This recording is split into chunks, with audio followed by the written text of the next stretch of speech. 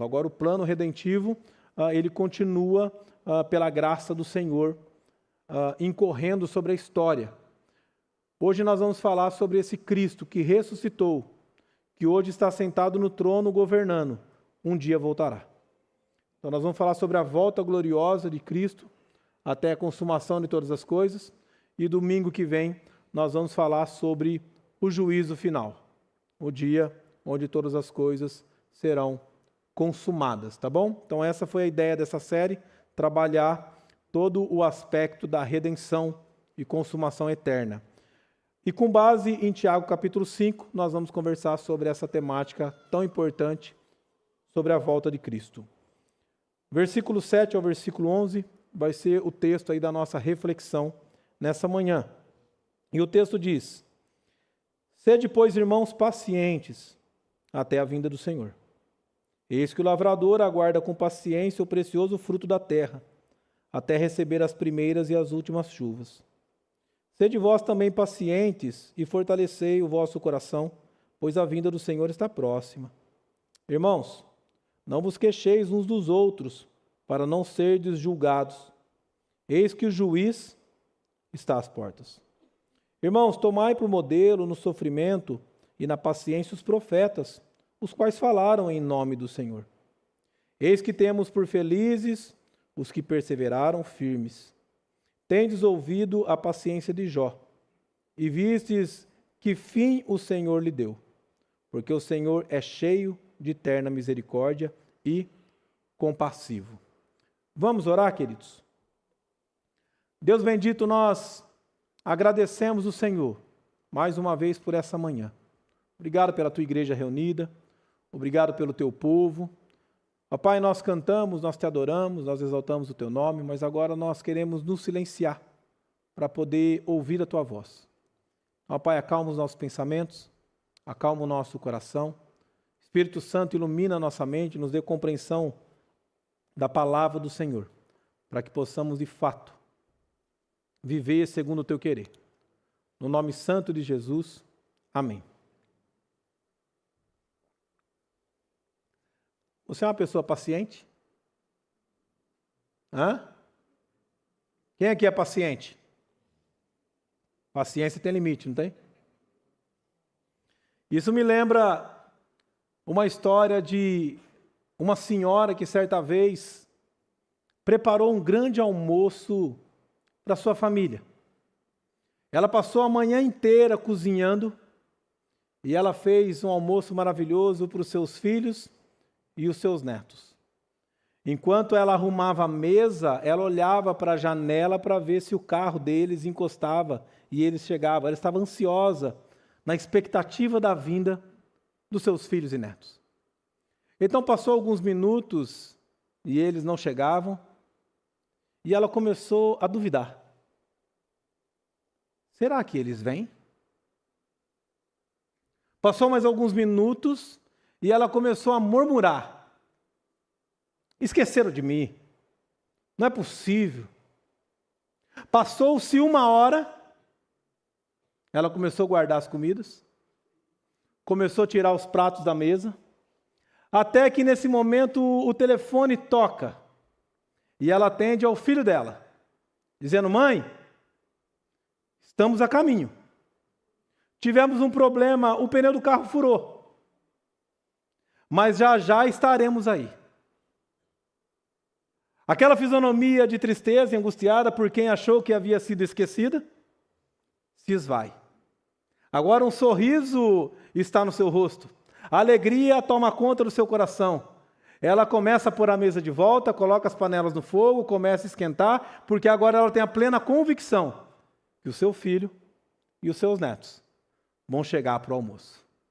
Veja que o problema aqui não está no aparente atraso, na demora para chegar. O problema está na dúvida que eles chegariam. A dúvida levou essa mulher a murmurar. A dúvida levou essa mulher a pensar que era esquecida. E não é assim que muitas vezes nós aplicamos para a nossa vida espiritual? Muitas vezes parece que diante das circunstâncias que nós estamos vivendo, esse mundo entrando em colapso, parece que nós começamos a duvidar. Será que Deus não esqueceu de mim? Será que Deus não está vendo o que está acontecendo? Será que Jesus de fato vai voltar? E aí, quando olhamos para esse texto, é como se Deus, através dessa carta, fizesse uma ligação para nós e dissesse: fica tranquilo, eu estou a caminho, sede paciente até a minha vinda. Essa era a verdade que Tiago queria aplicar ao coração dos seus ouvintes. Tiago, ele escreve essa carta em meados do 1º século, provavelmente, com certeza, antes da sua morte, que se dá em 62 depois de Cristo, por viés do martírio, através da condenação de Herodes, que manda passar Tiago a fio de espada, conforme narrado em Atos, capítulo 12, do versículo 1 ao 2. Antes da sua morte, Tiago, ele escreveu essa carta. E essa carta foi endereçada para os judeus convertidos ao cristianismo, que após a perseguição por conta da morte de Estevão, se espalharam por toda a Judéia, Samaria, Chipre, Antioquia, e passaram a serem perseguidos por conta do cristianismo. Se você observar capítulo 1, versículo 1, da carta de Tiago diz: Tiago, servo de Deus e do Senhor Jesus Cristo, as 12 tribos que se encontram na dispersão, saudações. Dispersão porque eles estão dispersos. 12 tribos por quê? Porque são os judeus convertidos ao cristianismo. As tribos estão espalhadas pelos 4 cantos da terra. E agora ele escreve para esse povo. Por quê? Porque esse povo que está espalhado, esse povo está passando por grandes tribulações.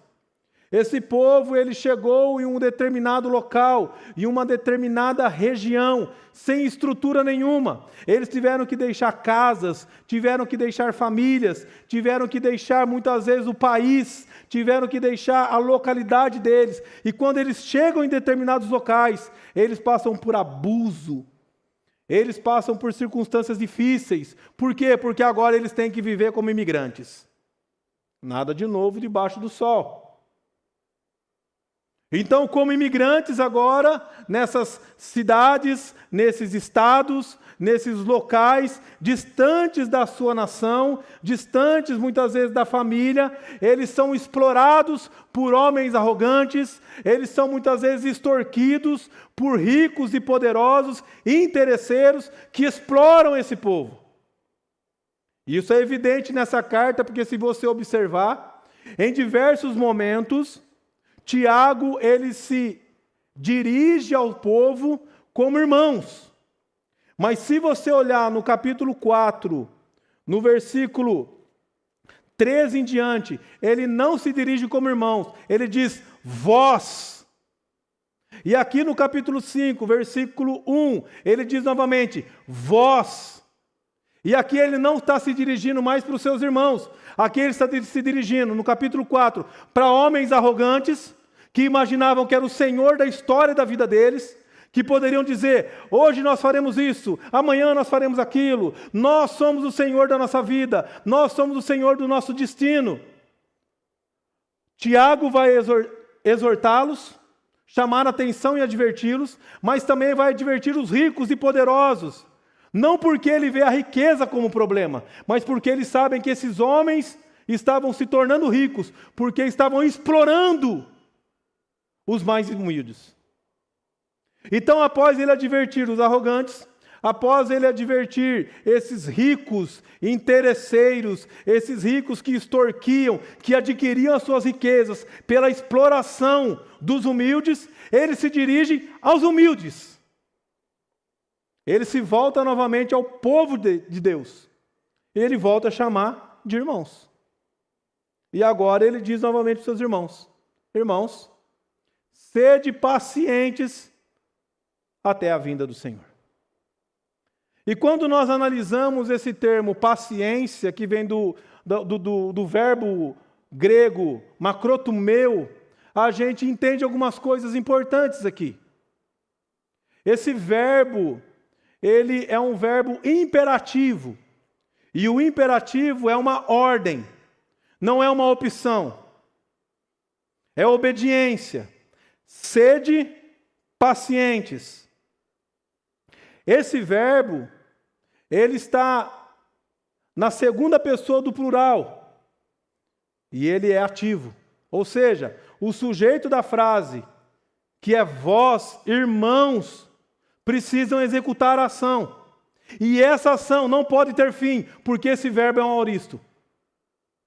E quando nós temos um verbo aoristo no grego, é uma atitude que ela acontece no momento, mas ela nunca mais deixa de acontecer.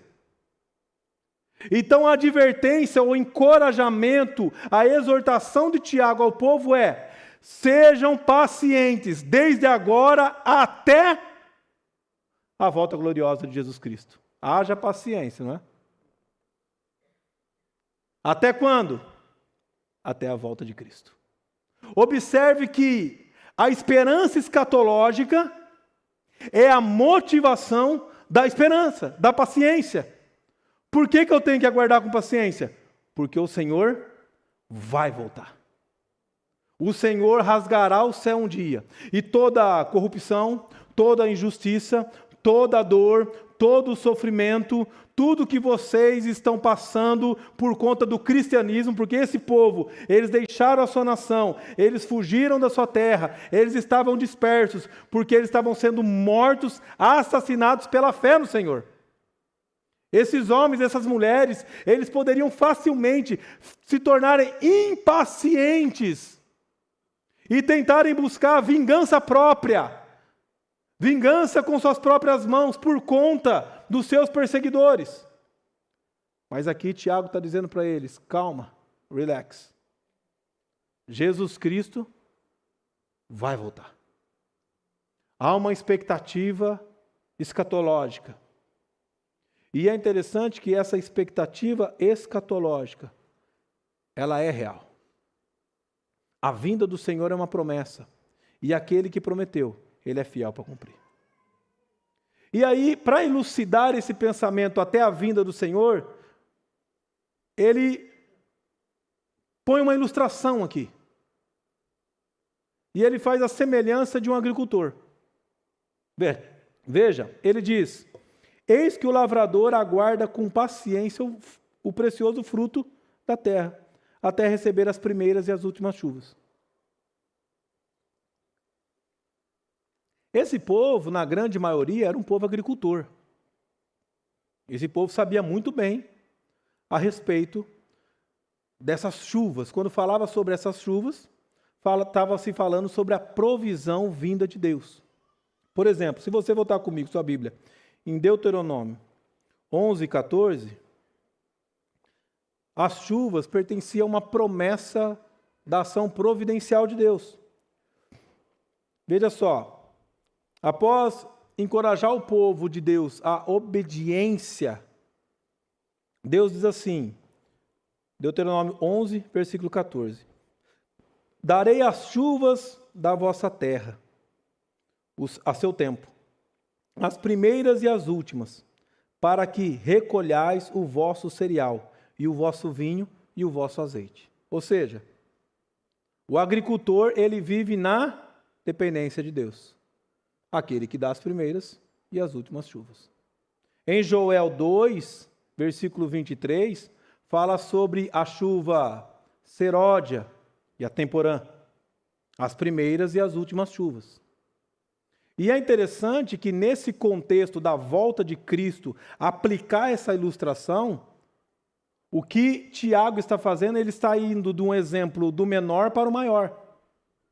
E ele está mostrando o seguinte: assim como um agricultor, que quando recebe as primeiras chuvas, ele prepara a terra, ele lança a semente e depois ele aguarda com paciência a semente germinar, crescer e frutificar até as últimas chuvas, assim deve ser nós. Entre a primeira e a volta gloriosa de Jesus, a primeira vinda e a segunda vinda, há um tempo. Há um tempo, um intervalo, onde a semente é lançada e se aguarda com paciência através da providência divina. Ou seja, Tiago está trazendo à memória deles que o Senhor que já veio, um dia voltará. E entre esse período, que era o período que eles estavam vivendo e nós estamos vivendo hoje, precisamos aguardar com paciência. Porque haverá um dia que o Senhor voltará. E o dia que Ele voltar, Ele precisa nos encontrar aguardando, firmados na fé e pacientemente. Por isso que o tema que eu quero refletir com você hoje é que Jesus voltará. Então, persevere pacientemente nesta viva esperança. Amados, assim como aquele povo, nós somos um povo imigrante.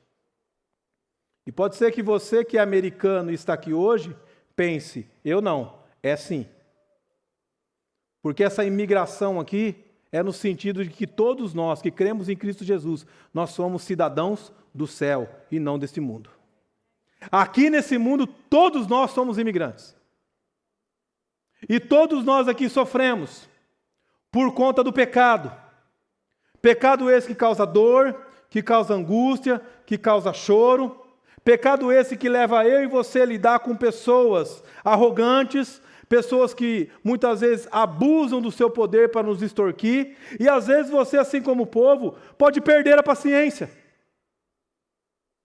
Ter atitudes que não deveria ter, esmorecer na fé, abandonar a caminhada cristã,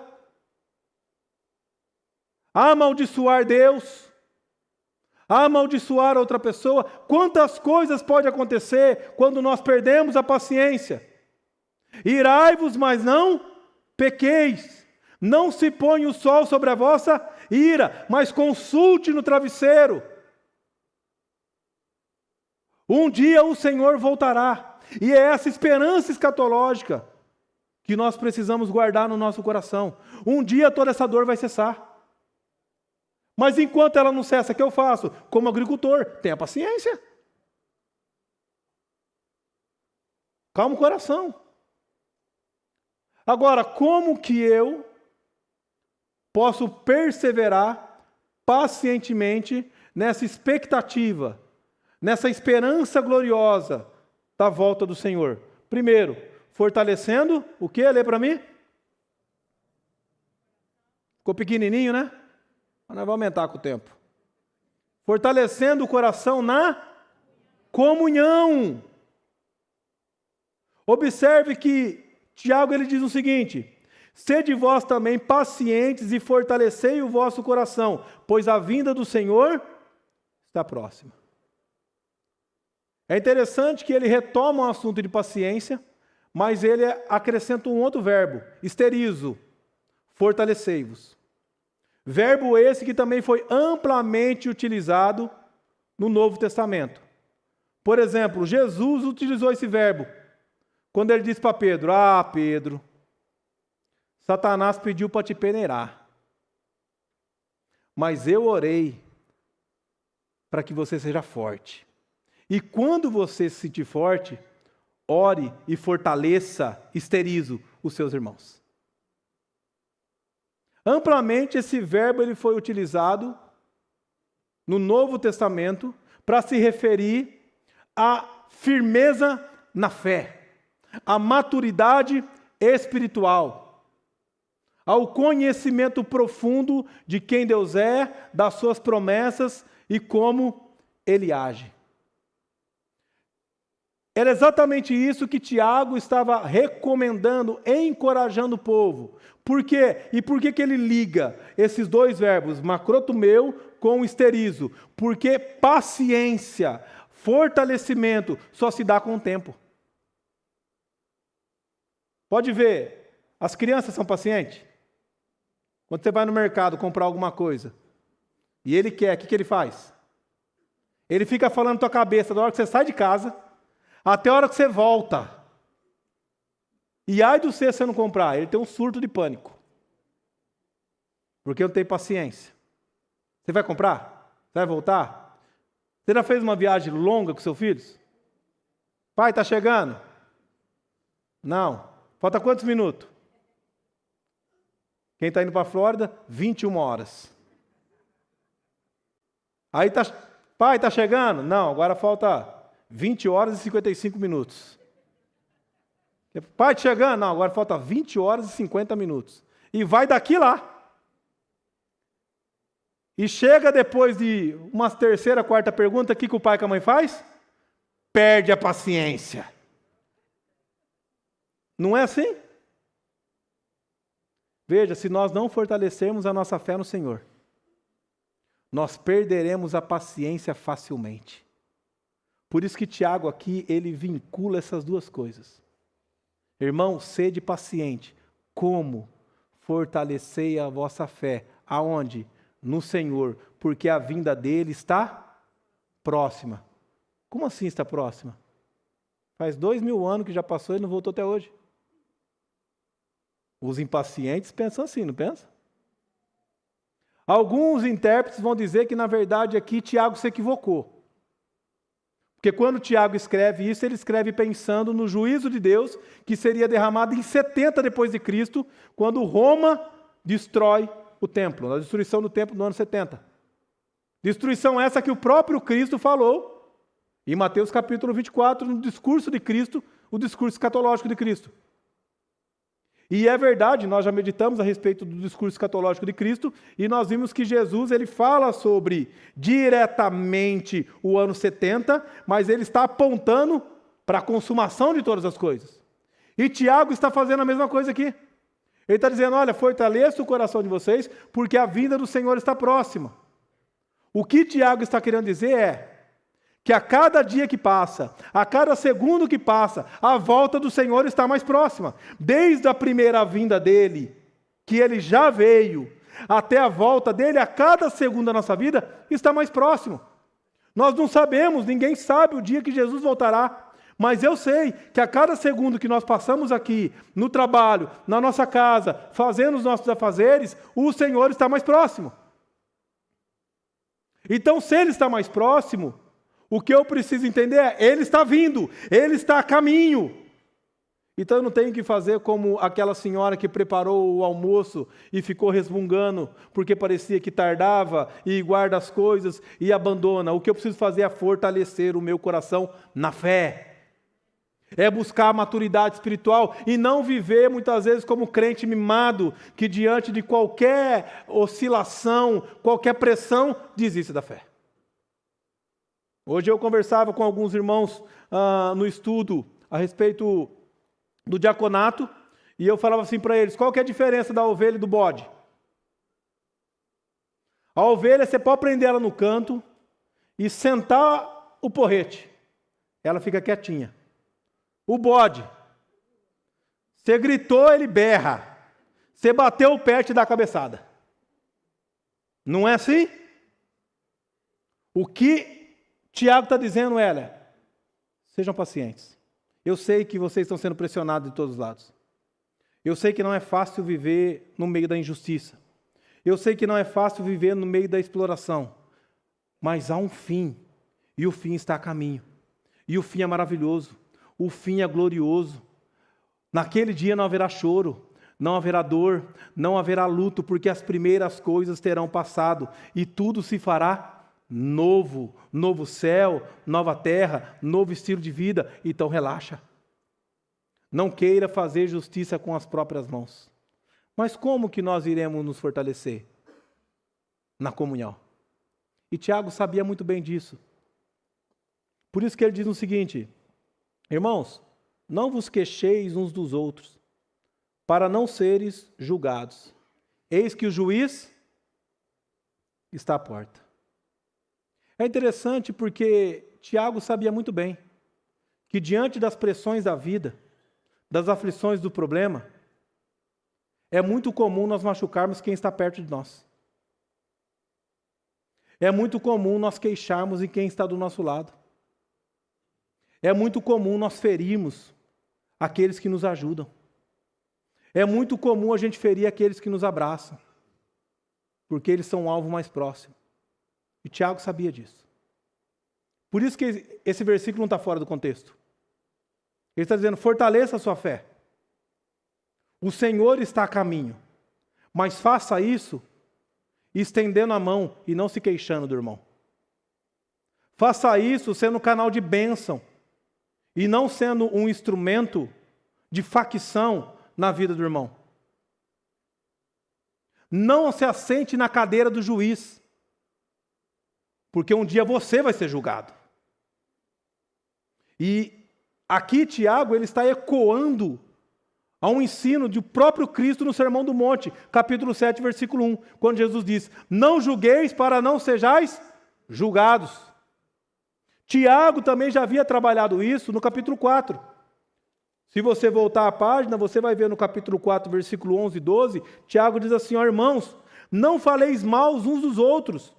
Aquele que fala mal do irmão ou julga o seu irmão, fala mal da lei e julga a lei. Ora, se julgas a lei, não és observador da lei, mas juiz.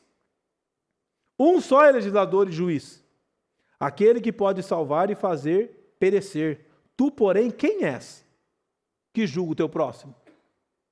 Quem você pensa que é para dizer quem é de Deus e quem não é? Quem você pensa que você é para julgar a postura do irmão ou de outro? Quem você pensa que é para determinar a espiritualidade a partir da sua? Quem você pensa que é para apontar o dedo para outro irmão? Não se assente na cadeira do juiz, porque isso vai trazer malefícios para o corpo de Cristo. E ao invés de fortalecer a tua fé, vai esmorecer, vai enfraquecer. Ao invés de gerar comunhão, de gerar partir do pão, de gerar unidade, vai gerar adversidade, desunião. Isso era muito fácil acontecer naqueles dias. Imagina, irmãos, você viver sob pressão de morte todos os dias. Esse povo enfrentava muitas coisas, enfermidades, perseguições. No primeiro século, até o quarto século, início do quarto século, antes de Constantino assumir o trono, a igreja foi severamente perseguida. A história diz que chegou a faltar madeira de tantos cristãos que foram crucificados. Nos dias de Nero, muitos cristãos eram amarrados, jogados em latões de piche, amarrados na árvore para iluminar as noites escuras de Roma. No Coliseu, o povo se divertia com a morte dos cristãos. Olha quanta pressão esse povo viveu. E se eles de fato não se unissem, não dessem as suas mãos, eles não seriam fortalecidos pela graça e pela força do Senhor. Então, Tiago aqui está recomendando, irmãos, sejam pacientes, fortalecei a vossa fé. O Senhor está voltando. Ame o seu irmão. Estenda a mão para o seu irmão. Ajude quem está precisando. Não se sente no trono do juiz. Não aponte o dedo. Não queixe contra o seu irmão porque ele fez isso, ou porque ele fez aquilo, ou porque ele deixou de fazer isso para você, ou deixou de fazer aquilo. Ame o seu irmão. E isso é pedagógico para nós. Porque, como eu já disse, como aquele povo, nós vivemos dias de grandes pressões. Deixa eu dar um exemplo. Vocês lembram na época do Covid? Que muitas igrejas entraram entre si em grande conflito? Porque uma parte queria vir para a igreja. A outra parte dizia, fecha a igreja. Aí a ala que dizia, fecha a igreja, olhava para os irmãos e falava, vocês são malucos da cabeça. Vocês não têm amor pela vida. O povo que queria a igreja aberta, olhava e falava, vocês são covardes demais. Vocês não creem na graça e no poder do Senhor. E o pastor ficava no meio, tentando fazer, calma, gente, vai dar tudo certo. Paciência, gente, por favor. Porque estavam brigando entre si. Então nós precisamos aqui aprender duas lições. A primeira lição é, fortaleça o seu coração. Fortaleça a sua fé na convicção de que Jesus Cristo está voltando. Prepare o teu coração. Alimente o teu coração com a palavra, com uma vida de oração, com uma vida de santidade. Não tente fazer justiça com as próprias mãos. Saiba que de fato você vive num mundo cruel, é verdade. Saiba que de fato você vive num mundo que vai gerar muitas enfermidades, é verdade. Saiba que você vive num mundo que as pessoas vão passar você para trás, é verdade. E nem por isso você precisa fazer o mesmo. Mas fortaleça a sua fé em viver em obediência à palavra do Senhor. Seja diferente no meio de uma geração corrompida. Seja a luz, seja o sal da terra. A segunda verdade que nós aprendemos aqui, que é muito gloriosa, é viva em comunhão e seja instrumento de bênção na vida dos seus irmãos. Irmãos, infelizmente, e essa palavra aqui, ela vai diretamente para os cristãos. Tiago, ele não está escrevendo aqui para os ímpios, está escrevendo para a igreja, para os cristãos. E quantos conflitos não são gerados dentro da igreja por pensamentos diferentes, por pressões que muitas vezes a igreja passa. Em todos os lados nós seremos pressionados. Satanás vai usar mínimos detalhes para nos colocar uns contra os outros. Satanás ama quando você se queixa do seu irmão. Porque parece que é uma conversa que rende, não é? Falar mal dos outros dá conversa para o dia inteiro. Falar bem dos outros não tem muita conversa. Mas conhece fulano? Conheço, não, gente boa demais. Ah, é? Não, gente boa. Acabou a conversa. Agora chega para o outro e fala assim, você conhece aquele irmão lá? Rapaz, deixa eu falar uma coisa para você aqui. Pronto, acabou. É conversa para o dia inteiro. Por quê? Porque nós somos pecadores. Então, antes de você apontar o dedo para um líder da igreja, para um irmão da igreja, ore por ele. Clame pela vida dele. Antes de você se queixar por algo que foi feito, se ofereça a ajudar. Porque a maioria das pessoas que se queixam são os que não fazem nada. São os espectadores que olham para a igreja como um clube, que eu pago a mensalidade por mês, dando meu dízimo, e eu mereço ser servido. E há de não me servir do jeito que eu quero. Se você pensa assim, você precisa rever sua fé com o Senhor. Porque você não foi chamado para ser espectador na caminhada cristã. Você foi chamado para ser discípulo. E discípulo serve, discípulo obedece, discípulo faz discípulo, discípulo não vive na expectativa ou como um espectador. Então, vamos nos amar, queridos. Porque isso aí vai nos ajudar ao fortalecimento da fé. Eu quero um povo assim. Deixa eu encerrar esse ponto contando para vocês algo que eu vi e achei poderoso. Eu estou lendo um livro junto com o conselho, chama Liderança Corajosa, do Bill Hybels.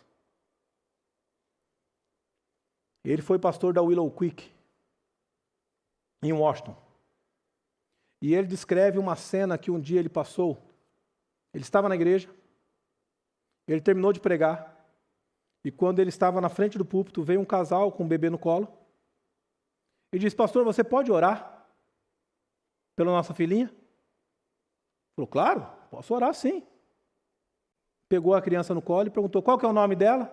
A hora que a mãe foi falar o nome, disse Emily, e puxou o cobertor dela. A criança, o pastor Hybels, ele disse que ele quase caiu. A criança era horrivelmente deformada. Havia um buraco na face dela. E ele olhava, ele quase caiu, o pai segurou ele. E ele falou assim, eu não sei como que essa criança está viva. E ele falava na sua mente. E o pai falou assim, pastor, os médicos deram 6 semanas de vida para ela. E nós estamos aqui pedindo para você orar, para que ela sinta o amor nosso e o amor de Deus por ela. E ele falou que ele mal conseguia dizer, ele balbuciou, vamos orar. Ele falou, oramos. Como oramos pela Emily. Ele falou, e quando eu terminei a oração, eu disse assim para aqueles pais, o que nós precisamos fazer ou podemos fazer como igreja para caminhar com vocês e dividir essa dor com vocês? Nesse momento o pai disse, pastor, nós estamos bem. Realmente estamos bem. Nós frequentamos um grupo pequeno. E os nossos irmãos do grupo pequeno estavam conosco quando nós recebemos a notícia que a nossa filha nasceria assim. Quando a nossa filha nasceu, os nossos irmãos do grupo pequeno estavam conosco no hospital.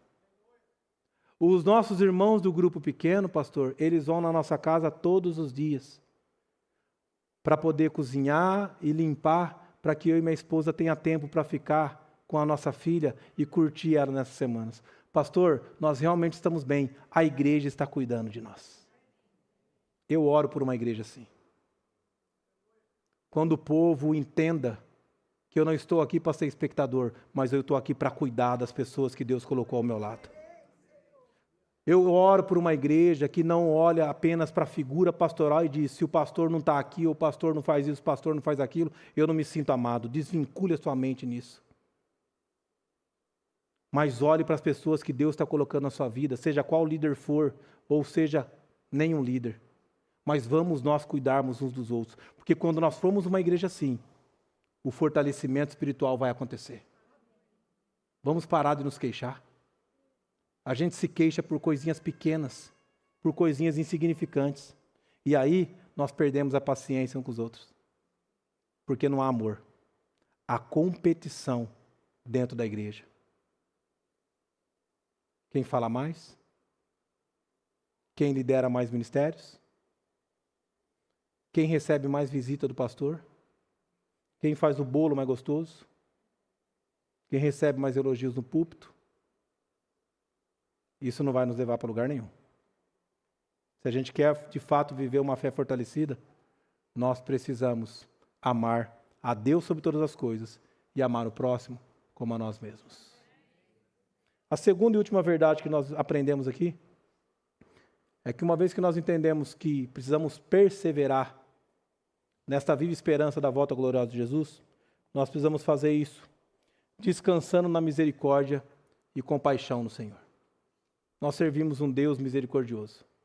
Nós servimos um Deus compassivo. Descanse nessa verdade. Por isso que Tiago, ele diz assim, versículo 10, irmãos, tomai por modelo no sofrimento e na paciência os profetas, os quais falaram em nome do Senhor. Eis que temos por felizes os que perseveraram firmes. É interessante que Tiago aqui ele não cita o nome de um profeta. Provavelmente na mente dele estão os diversos profetas, como Jeremias, conhecido como profeta chorão, porque passou por grandes aflições e chorava. Às vezes pode ser que está na mente dele Isaías, que segundo a tradição morreu sendo cerrado ao meio. Na mente dele estão os profetas que de fato permaneceram firmes na fé em meio à perseguição, em meio à oscilação da humanidade, homens que foram para a forca, homens que foram decapitados, homens que foram esfolados, homens que foram assassinados pela fidelidade ao Senhor, mas permaneceram firmes. Tiago está dizendo, tomai eles como modelo. E é interessante que ele diz, tomai eles como modelo, porque aqui ele está dizendo para nós, olhem para homens e mulheres como vocês. Por que ele não diz, tomem Jesus como modelo? Porque Jesus não é um modelo a ser seguido. Ele é um Senhor a ser obedecido. Ele é um Deus a ser adorado. Ninguém consegue seguir o modelo de Jesus. Porque ele é o Deus encarnado. Quando Tiago ele diz, olhem para o modelo dos profetas, ele está dizendo, olhem para pessoas comuns. Pessoas de carne e osso como vocês, pessoas que um dia foram chamadas, que fortaleceram na caminhada cristã e em meio à perseguição não esmoreceram na fé, mas morreram glorificando e exaltando o nome do Senhor. Façam isso, por quê? Porque esses homens são tidos por bem-aventurados, felizes. Felizes por quê? Por causa do sofrimento? Por causa da angústia? Por causa da dor? Não. porque em tudo foram provados, mas em nada esmoreceram, permaneceram firmes no Senhor. Glorificando e exaltando o nome do Senhor. Mas aí ele sai de um exemplo geral e ele vai para um exemplo específico. E qual que é o exemplo específico? Jó. Ele diz: tendes ouvido a paciência de Jó e vistes que fim que o Senhor lhe deu? Porque o Senhor é cheio de eterna misericórdia e compassivo. Há algo estranho aqui. Não tem um negócio estranho? Porque aqueles irmãos, muitos deles, se não a totalidade deles, conheciam a história de Jó. E se você ler a história de Jó, você vai ver que Jó ele mais se queixa do que é paciente. Todo mundo diz, não, a paciência de Jó. Mas Jó ele passa quase o livro inteiro se queixando. Que paciência que é essa? Que o camarada ele vive se queixando. Essa paciência não é uma paciência passiva. Não é olhar para a dor, para o sofrimento, para as angústias da vida e viver isento como se nada tivesse acontecendo. Mas é se aproximar diante do Senhor com fé, na certeza de que Ele cuida de nós. É interessante que, comentando esse texto, William Barclay ele diz o seguinte: a perseverança de Jó não foi uma submissão passiva. Serviu e sem questionamentos. Jó lutou, questionou e às vezes até desafiou. Mas a chama da fé nunca apagou do seu coração. Não é apenas dizer, está tudo certo, Jesus vai voltar. Não. É chegar diante de Deus e falar, está doendo. Está difícil. Por que o Senhor está fazendo isso comigo? É lamentar diante de Deus, mas não esmorecer na fé. Pensa comigo. Por que ele usa esse exemplo? Porque se Jó esmorecesse na fé, você acha que ele ia se queixar diante de Deus? Quem vai orar e falar com Deus da sua dor, se ele não quer mais nem conversar com Deus? Se ele esmoreceu na fé, se ele não crê mais em Deus?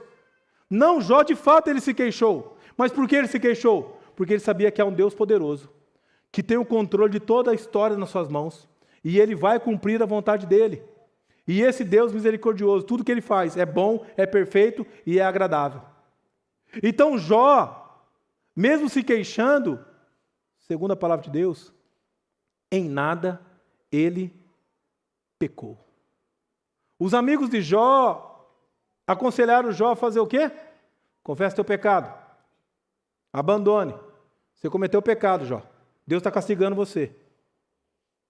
Jó sabia que ele não tinha feito nada. Mas Deus estava fazendo algo. A mulher de Jó, o que ela falou para ele? Amaldiçoa Deus e morre. Mas, vamos ver o texto. Jó capítulo 2, versículo 9 e 10.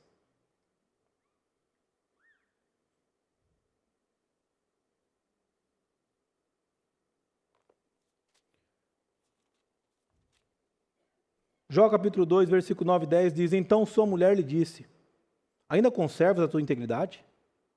Amaldiçoa a Deus e morre. Mas ele respondeu, falas como qualquer doida. Uma coisa, ele é valente, chamar a mulher de doida. Temos recebido o bem de Deus, e não receberíamos também o mal? Em tudo isso, não pecou Jó com seus lábios. Jó se queixou, Jó chorou, mas Jó não deixou de crer no Senhor. Por isso que Tiago está dizendo, tomem por modelo Jó. Se queixem, chorem, lamentem, sintam a dor, mas não esmoreçam na fé. Continuem crendo no Senhor. Por quê? Porque Ele é misericordioso. Porque Ele é compassivo. E vocês sabem qual foi o fim de Jó. Vamos voltar lá em Jó 42?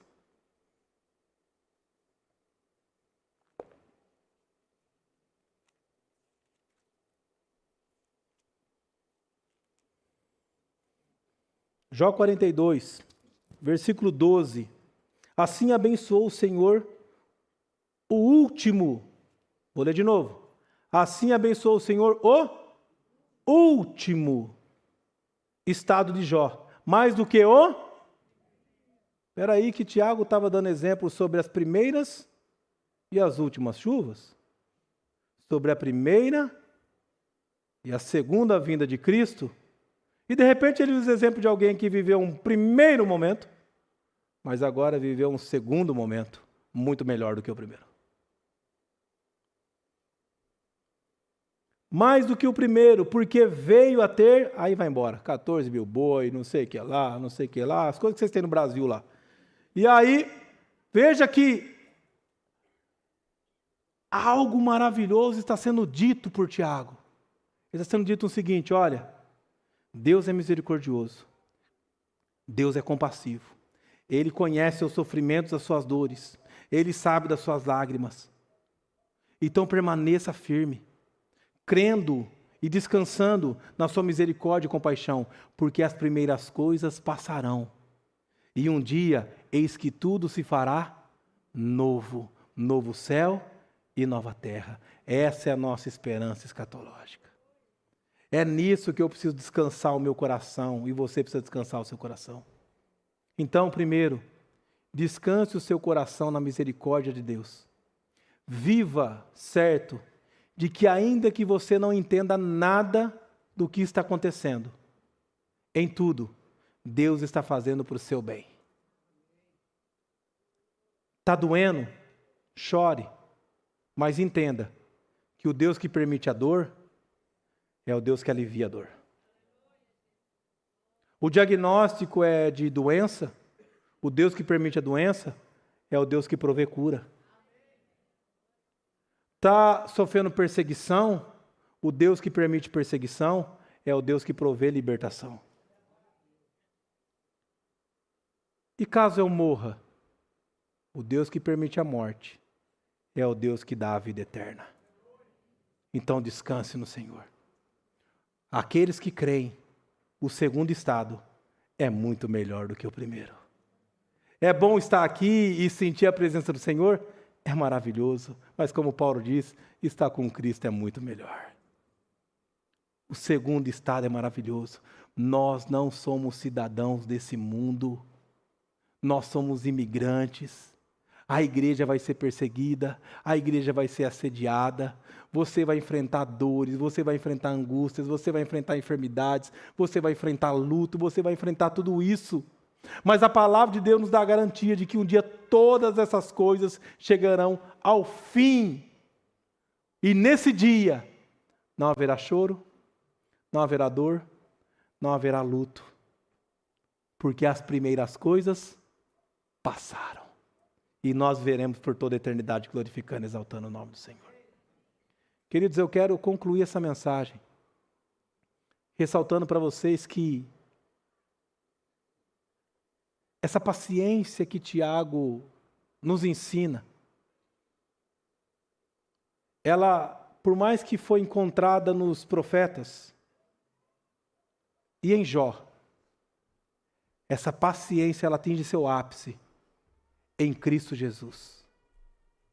Aquele que suportou toda a dor, aquele que suportou todos os nossos pecados, aquele que foi traído por quem dizia ser seu amigo, aquele que foi negado por aqueles que o seguiam, aquele que foi cuspido na face, aquele que foi interrogado e acusado sem ter nenhum pecado, aquele que carregou a sua cruz enquanto riam da sua cara, aquele que foi crucificado no meio de dois bandidos, como o pior bandido, em nada pecou, mas suportou com paciência toda a dor. E por que ele fez isso? Por amor a mim, por amor a você.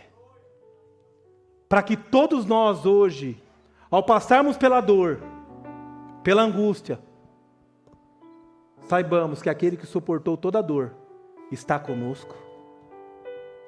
Você não está sozinho, eu não estou sozinho. Porque Jesus Cristo, ao ressuscitar, ele disse: eu estou com vocês todos os dias até a consumação do século. Então esse texto nos mostra que as nossas lágrimas não estão ocultas aos olhos do Senhor, as nossas enfermidades não estão ocultas ao Senhor, as nossas dores, aflições, angústia na vida não estão ocultas ao Senhor. O Senhor vê, o Senhor está conosco e Ele suportou tudo isso por nós na cruz do Calvário. Quando nós olhamos para a cruz, nós vivemos na certeza de que por mais que hoje enfrentamos adversidades e sofrimento, o maior sofrimento que nenhum de nós éramos capazes de suportar, Jesus Cristo suportou por nós. Aquele que já veio, primeira chuva, que venceu a morte, um dia voltará, segunda chuva. E o dia que Ele voltar, será dia de alívio, de alegria e de paz eterna. Então que você viva hoje, dizendo: Senhor, só em Ti eu confiarei. Em nada eu temerei, pois eu sei que o Senhor está vivo, reinando. E um dia do céu o Senhor voltará para nos buscar. Louvado seja o Teu nome. Se coloque em pé e cante essa verdade.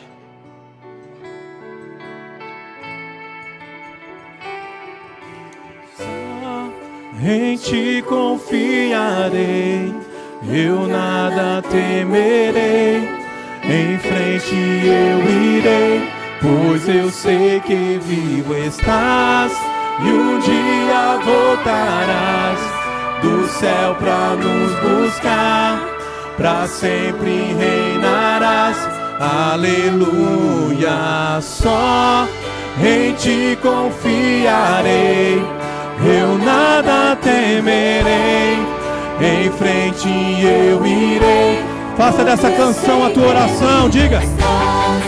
E um dia voltará do céu pra nos buscar, pra sempre reinarás. Aleluia, só em Ti confiarei, eu nada temerei. Em frente eu irei, pois eu sei que vivo estás, e um dia voltarás do céu pra nos buscar, pra sempre reinarás. Aleluia. Diga então: vem Jesus e enche o nosso coração, Senhor. Ajuda-nos a aguardar pacientemente a Tua volta gloriosa. Clame, igreja. Aleluia. Vem Jesus. Levante suas mãos e clame ao Senhor. Vem, Senhor Jesus, toma o nosso coração, Senhor. Vem Jesus, vem Jesus.